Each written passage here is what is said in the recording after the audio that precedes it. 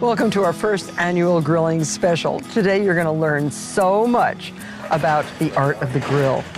Elizabeth Carmel is going to show you how to make beer can chicken and the perfect hamburger. And Brad Farmery is going to show you how to cook lobster on the grill. Chris Schlesinger is going to do shellfish. Bill Tavey is a master at vegetables on the grill. Ever hear of grilled potato salad? Bill's going to show you how. Roberto Guerra is going to show you how to cook the best suckling pig you have ever laid your eyes on. And Emerald's going to cook a steak. I know you're going to enjoy the recipes and you're going to add each and every one of them to your grilling repertoire. So stay tuned for our first annual grilling special.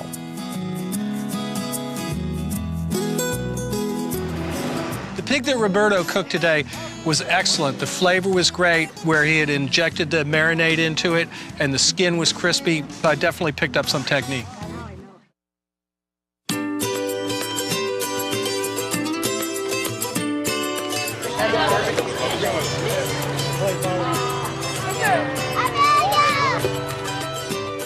I always love discovering new and interesting ways to cook outdoors. Many cultures around the world have their own unique grilling customs. I've visited Singapore where they're cooking satays and kebabs over hot coals. And in Jamaica, the jerk chicken is delicious in those roadside stands. And even in the Yucatan, they're cooking tortillas on great big steel grills on top of fires. Roberto Guerra has been cooking pigs in a box for how long? 23 years, actually. 23 years. And this box is called La Caja China. And originally the idea came from Chinatown in Havana? In Havana, Cuba.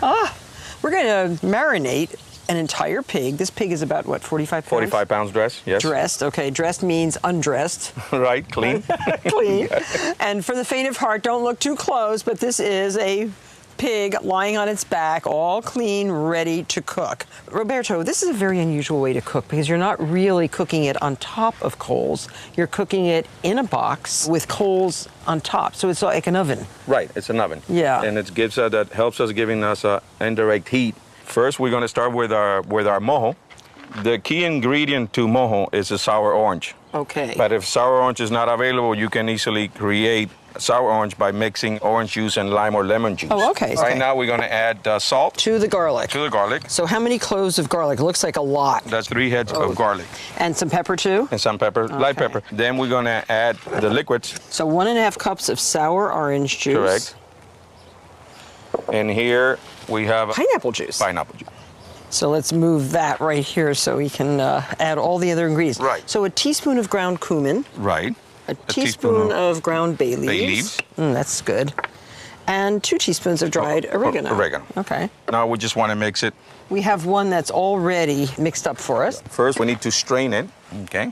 And the good thing is all those solids, we're just going to add them to the rib cage. Oh, so I see. We're going to get all the flavors, you know, from the garlic and all the spices, and that we're going to inject them on the hams and the shoulders. So how many hams does a pig have? 2. Right. And people don't realize that really the hams come from the back legs of the pig, right? So now can I just spread this on here? Yeah. Okay. So we're just going to spread that. Right. These are big hypodermics. Yes. Look at this. Wow. It really brings flavor into that meat. We're going to do like 3 shots on the shoulders, about 4 or 5 on the ham. Oh, okay. I'll do the hams. Okay. Good to go under the skin, isn't it? Yeah, because we need to keep that skin intact. That's what's going to contain all the juices and the fat.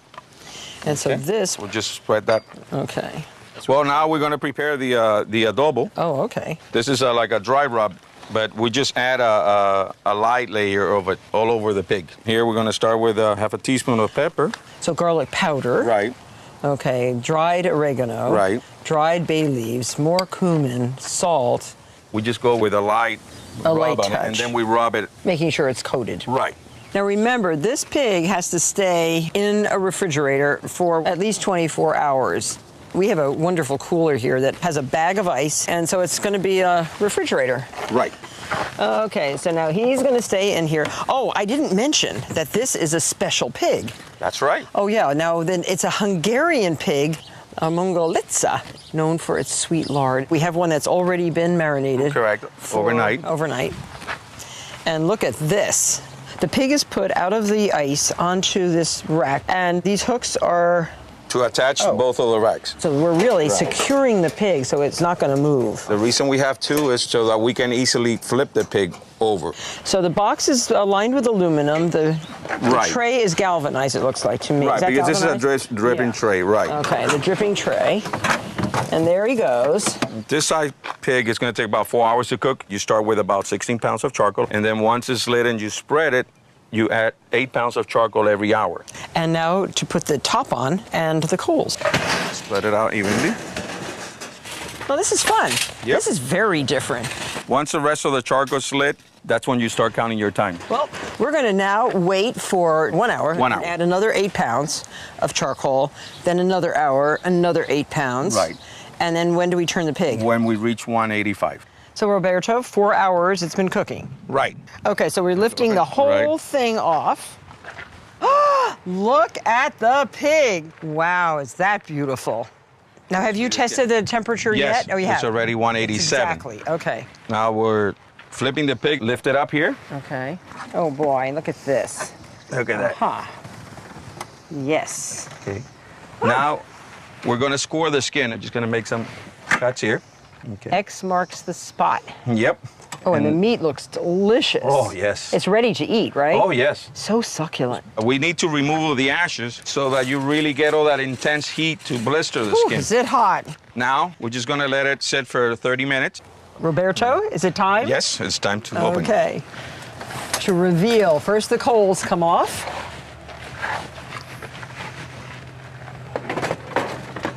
Now just wait. The top. Okay. Right. Oh my gosh, look at that, everybody. A beautiful, crispy, suckling pig. Okay, so now this goes into this tray. And now it's time to carve and ready serve. To carve and serve. I've been waiting for 5 hours for this. Yes. We call this chicharrón. Oh my gosh, Look at that. so good. One of the ways we serve the sandwiches, we like to add part of the crispy skin into the sandwich. So when people are biting, they feel that crispy skin together with the meat. Definitely. It's just awesome. Come on in, everybody, and have some. Just take a plate, a napkin, and a Portuguese roll, and take a little piece of that skin. You must have a little crispy skin. Yes. So good. There you are. How's that? Thank you, that's perfect. Do you get this at Boston College? Not in the dining hall. I'll just keep eating the skin. To me, that's the best part, honestly. Okay. This is the best.